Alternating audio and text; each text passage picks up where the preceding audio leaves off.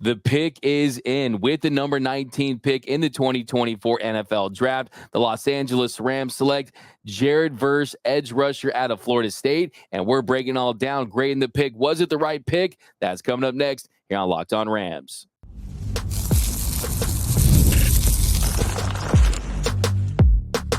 You are Locked On Rams, your daily Los Angeles Rams podcast.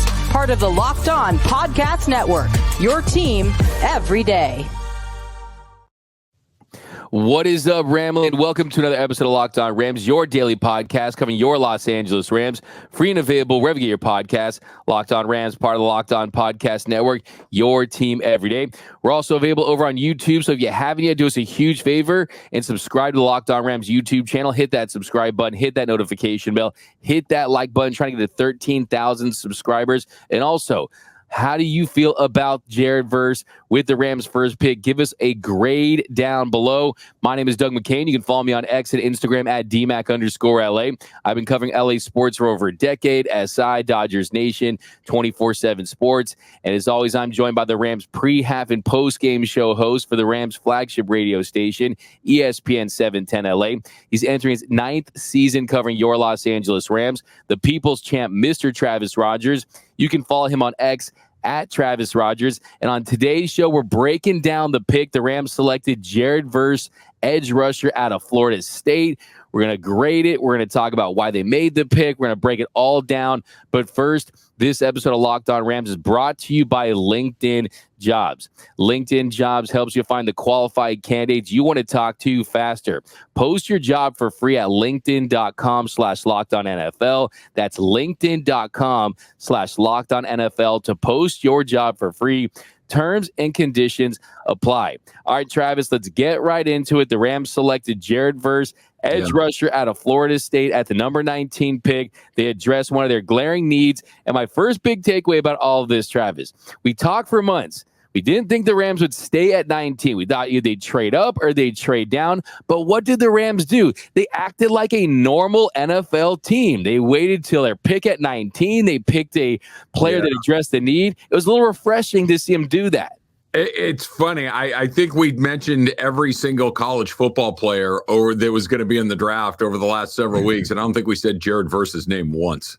What we talked about was going offense. What we talked about was moving up. What we talked about was moving back. What we talked about was, I think the one thing you can put in the bank that it's not going to happen is that they're just going to sit at 19 and pick when it's their turn. It's exactly what happened. So as always, remember, nobody knows anything about anything ever when it comes to the draft. It's just everybody is making educated guesses. I'll be honest. I don't love it. You know, I just it's one of these things, and I think and at least that's my initial reaction, because my head was in a different spot. My head was in a spot about trying to maximize Matthew Stafford's final few years in the NFL where he's still an elite level quarterback, that your window for the Rams moving forward for at least the next 2 or 3 years is going to be an offensive based window based on Matthew Stafford being an elite level player. Jared Verse doesn't help you do that. Now, that's my original reaction to it. You and I were chatting a little bit before we started recording the pod, and you said something that kind of, talked me off the edge a little bit, which is, you got to look at it from the other side, the other guy's side too, that they're not just going to give you an opportunity to move up. If they like a guy, they like a guy, and you're going to kind of get stuck where you are. And I think that's a little bit with what happened with the Rams, that the really dynamic players that maybe the Rams were going to target offensively, well, other people liked them too. The Bears wanted Rome Odunze. The Chargers wanted Joe Alt. That the Raiders wanted Brock Bowers. That there wasn't a way to get there because those guys liked them. And once the initial frustration of, really? We're just Aaron Donald's out, so we'll find a different guy to replace. It's just we'll go defense again. It's probably going to be fine. It's probably going to be a guy that you can put together with Byron Young and be pretty good at, but just that initial and maybe, what it could be too, DMAC, is just the idea of, for the first time in forever, we had a first round pick and you wanted to do something fun. You wanted to do something kind of wild, and that this was so down the middle of the fairway might have been a little bit of not a disappointment. That might be the wrong word, but just, maybe unfulfilling might be the right word. Yeah, Travis. No, I totally feel you. I mean, it was extremely exhilarating just to be in that moment Yeah. and following those top picks. When the Chargers came around, they picked Joe Alt. You're like, oh no, Joe Alt's off the board just like Right. that. We didn't get a chance to think about it. And Right. then Olu Fashanu and Bowers and Odunze, some of these names we've talked about for months now, they fall off the board. But here's the thing. There's a lot of rumors out there. Everything we're hearing that the Rams were extremely aggressive in trying to move up. So there was a lot of truth to the fact that they did want to go out there and get a franchise left tackle, that they were intrigued about the possibility of a Brock Bowers. Not a lot of smoke on the Odunze front, but they were interested in those big names. But teams weren't budging. Like we talked about before the show, really only 5-6 true can't miss blue chippers in this one. And once they fell off the board, teams were saying, we're going to go with our guys. And I think the Rams did benefit. The Rams did make the most of this draft. I think the V in verse stands for value. They definitely have value at that pick. And one of the reasons why we didn't talk too much about Jared Verse on this show, mentioned a couple times in the episodes about Latu and Chop Robinson, is that we didn't really feel like he would drop to 19. I mean, there were times when he was a consensus number one edge rusher, where he was a consensus top 10 to 15 pick at one point. But because all these teams drafted all these players at the top and these quarterbacks at the top, the Rams were able to get a Jared Verse at the number 19 pick. And look, you needed to address that position. The Rams 23rd in sacks last season.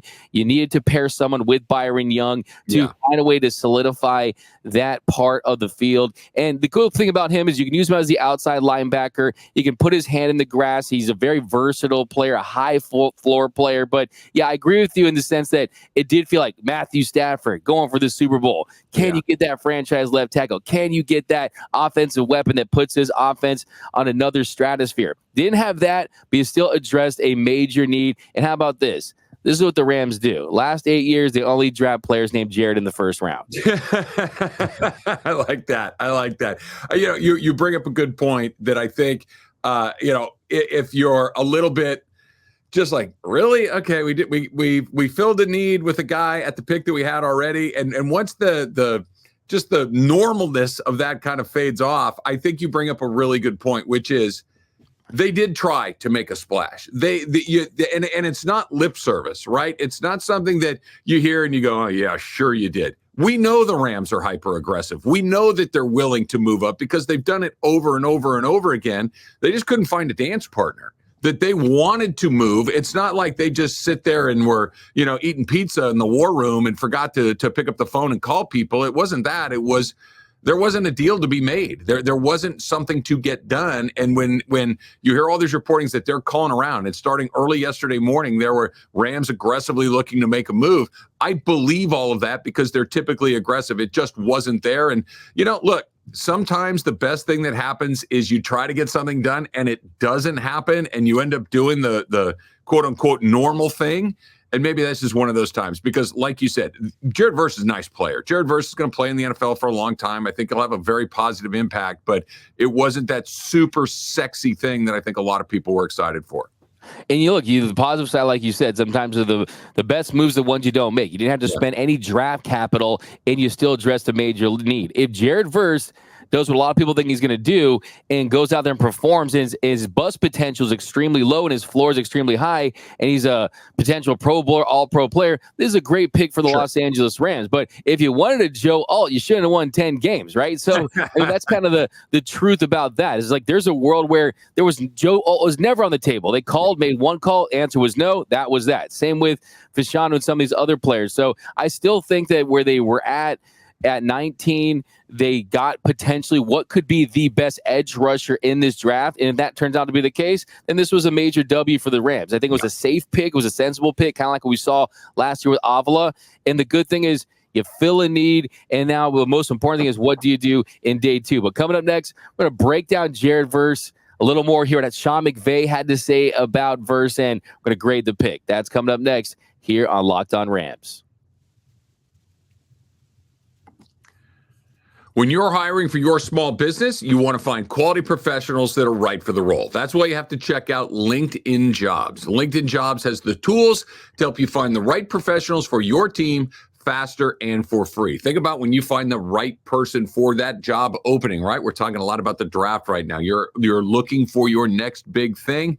This is where LinkedIn Jobs can help. LinkedIn is not just a job board. It helps you hire professionals you can't find anywhere else, even those who aren't actively searching for a new job, but might be open to the perfect role. In a given month, over 70% of LinkedIn users don't visit other leading job sites. So if you're not looking on LinkedIn, you're looking in the wrong place. On LinkedIn, 86% of small businesses get a qualified candidate within 24 hours. Hire professionals like a professional on LinkedIn.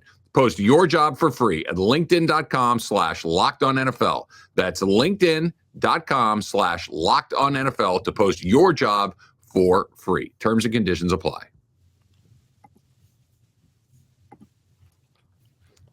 And we are off and running here on Locked On Rams. Thank you for making Locked On Rams your first listen every single weekday, free and available wherever you get your podcasts. Locked On Rams, part of Locked On Podcast Network, your team every day. And also a special shout out to those everyday listeners out there watching and listening to every single episode of Locked On Rams. We can't tell you how much we appreciate you. Got all the draft coverage this whole entire week, and we'll be breaking it down as these picks come in. So definitely join that Everyday Listeners Club too. Membership is 100% free, and you won't miss a thing about your Los Angeles Rams. All right, Travis, we're going to pick it up here in the second segment, talk about what Sean McVay had to say about the pick.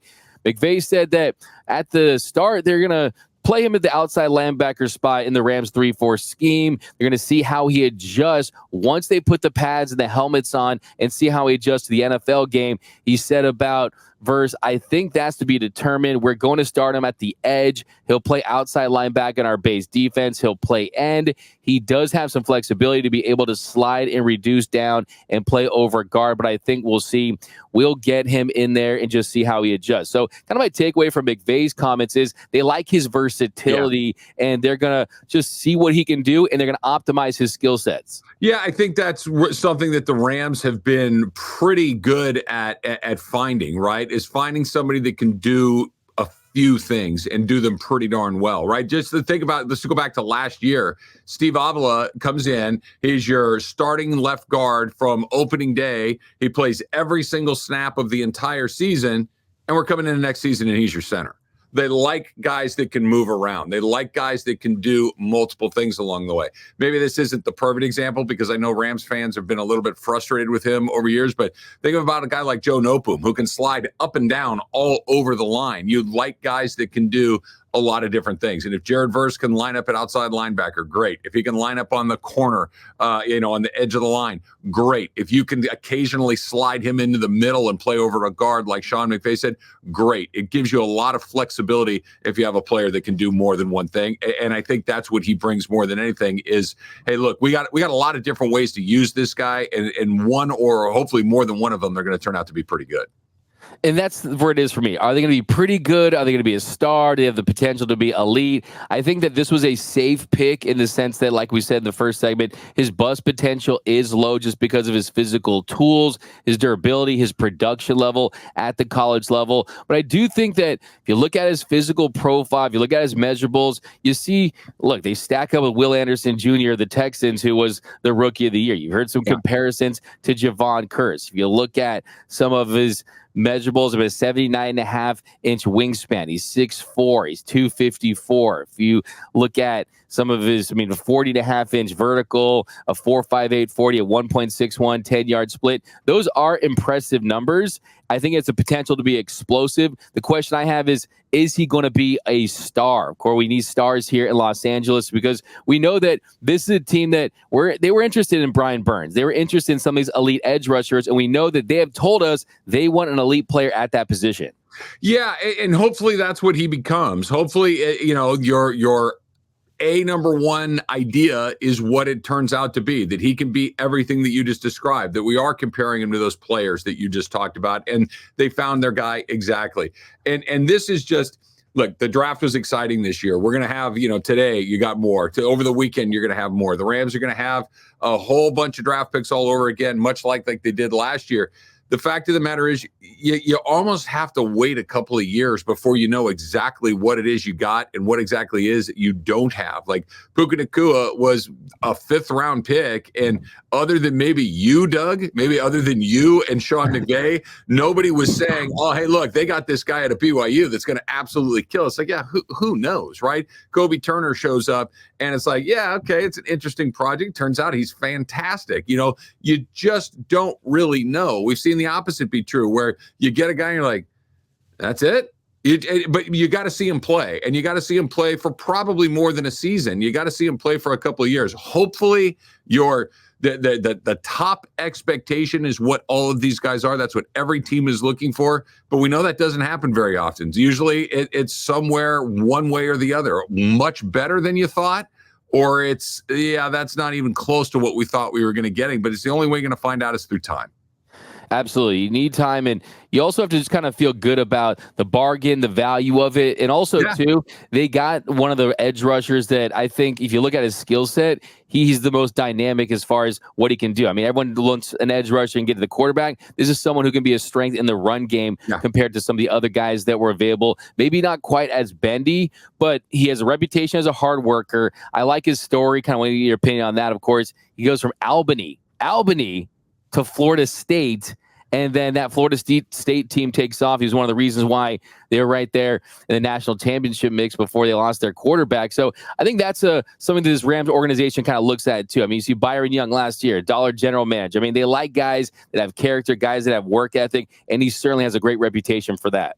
Yeah, I like those stories too, because I do think that they demonstrate the ability to keep getting better, the ability to never be satisfied, the ability to keep working and improving. Because, at a high school or whatever, you show up at a place like Albany, it's like, okay, that's not nothing, but it's certainly not Florida State. It's certainly not one of those places, but he ultimately ended up at Florida State. He worked his way there. He performed his way there. And college football now, not even college football, college sports, just full stop, are so weird right now, where guys are moving all over the place all the time for a million different reasons. And really good players end up in places that are non-traditional powerhouses, and they'll find their way to the right spot eventually. And it sounds like Verse is one of those guys. Absolutely. And we love the no-star recruit guy. The no-star recruit guy. I mean, 3 years at Albany, including a red shirt. Okay. And then he goes to Florida State at back-to-back 9-sack seasons. So, I love the story. I think the potential's certainly there. The need was certainly filled. But coming up next, we're going to drop our grade for the Jared Verse pick, talk a little bit about the second round today. That's coming up next here on Locked On Rams.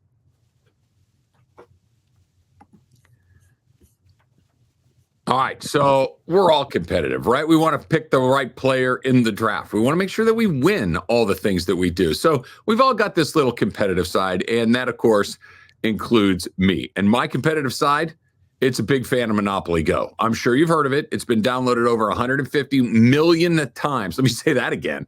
Downloaded over 150 million times. How about that? A great twist on Monopoly, where you play on not one, but on hundreds of Monopoly boards, crazy locations, building up amazing cities that bring you big money. But the best part is you get to mess around with your friends, right? You can charge them rent on the iconic properties, just like classic Monopoly.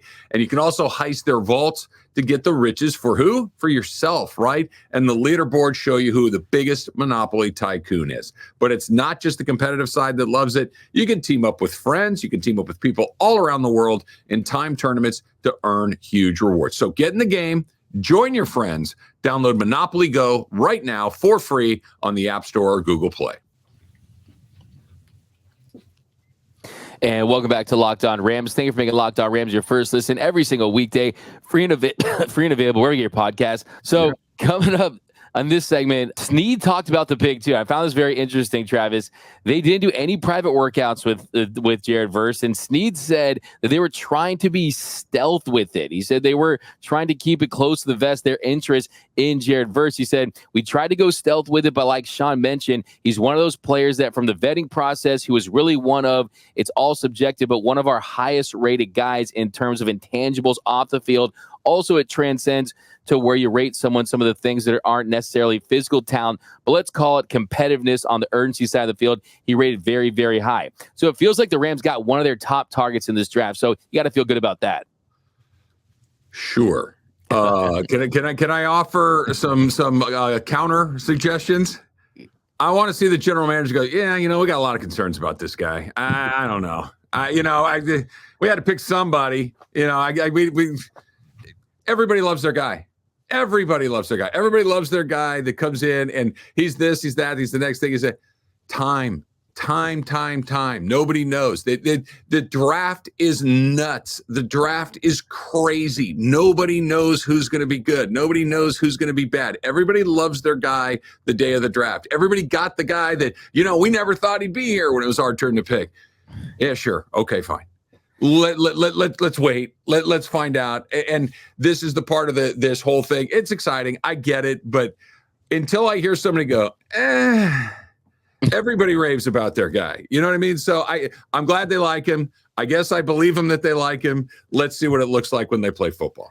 Yeah, everyone loves their pick at the draft. There's no doubt about that. And also found it very interesting. I had some thoughts on this. So Jared Verse, he talked to the media shortly after he was picked, and he said that he actually had a conversation with Aaron Donald a little while ago, and Aaron Donald gave him some advice. He said you don't need to have a huge arsenal of moves. If you have a couple of moves and you execute them to the highest level of your ability, you will destroy everyone, and aggression beats everything. The thing I want to say about this is, no, Aaron Donald, that applies to you. You're a freak from another planet. You're Bruce Banner in football cleats. Learn as many moves as you can, Jared Verse, okay? Yeah, no, look, this is why I'm sure that Tony Gwynn or, or Roger Clemens or whoever will just do it like that. Yeah, I can't.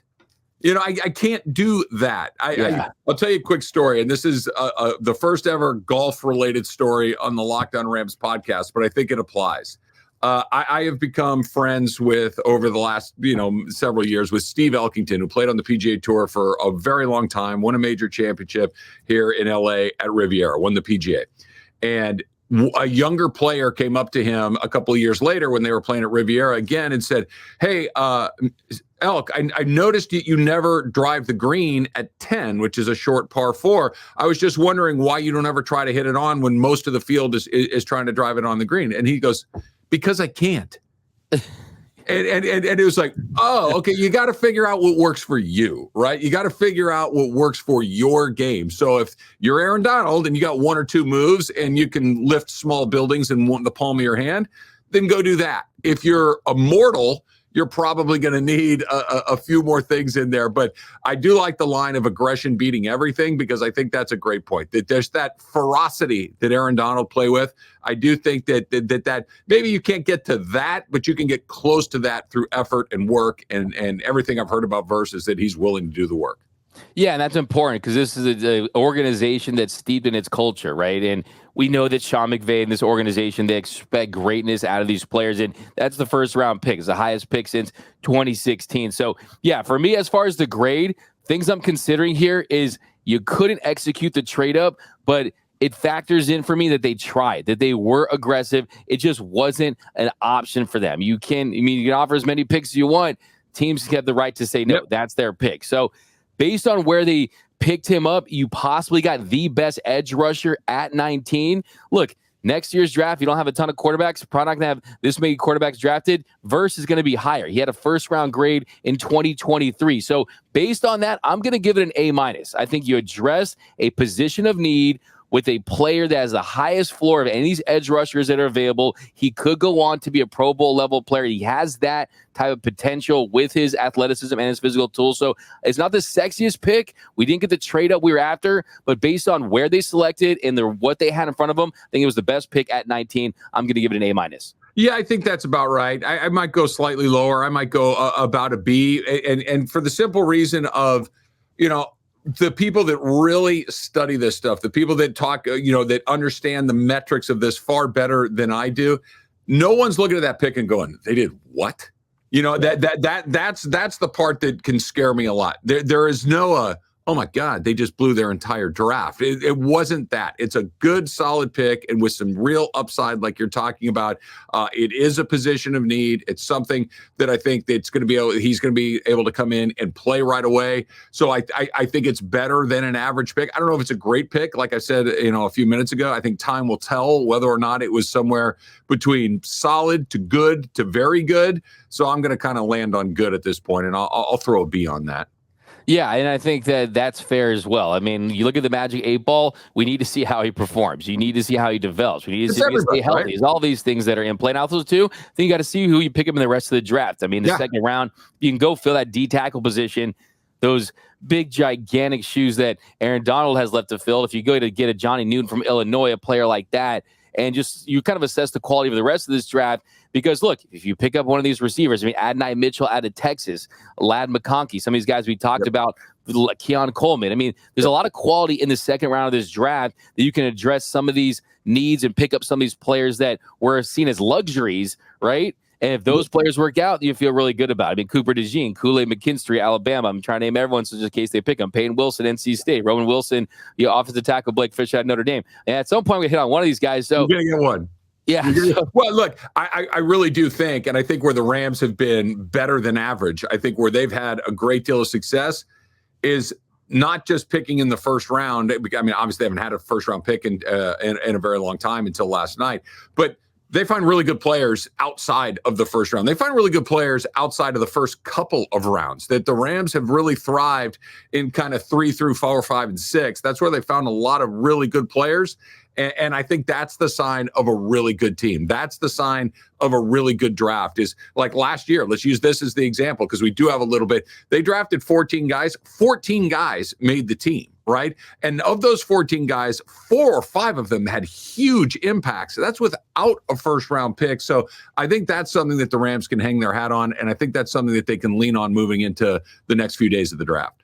Yeah, kind of the difference there is that, the guys that worked out, you're like, oh, great, this guy worked out. Oh, great, this guy worked out. But they didn't have that first-round pressure that Jared Verse is going to have. So he's going to have to deliver, and he's going to have to deliver in year one. Of course, we talked about ways to help Matthew Stafford. Well, I mean, you have to have some sort of defense out there. With Aaron Donald gone, I'm okay with him focusing on that side of the ball, especially when you're picking at 19 with some of those weapons that were off the table. But we're going to break this down in depth on tons of shows. We got a whole weekend of draft picks to talk about, but that's going to do it for this episode of Locked On Rams. My name is Doug McCain. You can follow me on X and Instagram at DMAC_LA. And you can follow the People's Champ, Mr. Travis Rogers, at Travis Rogers. And until next time, whose house? It's Locked On Rams house.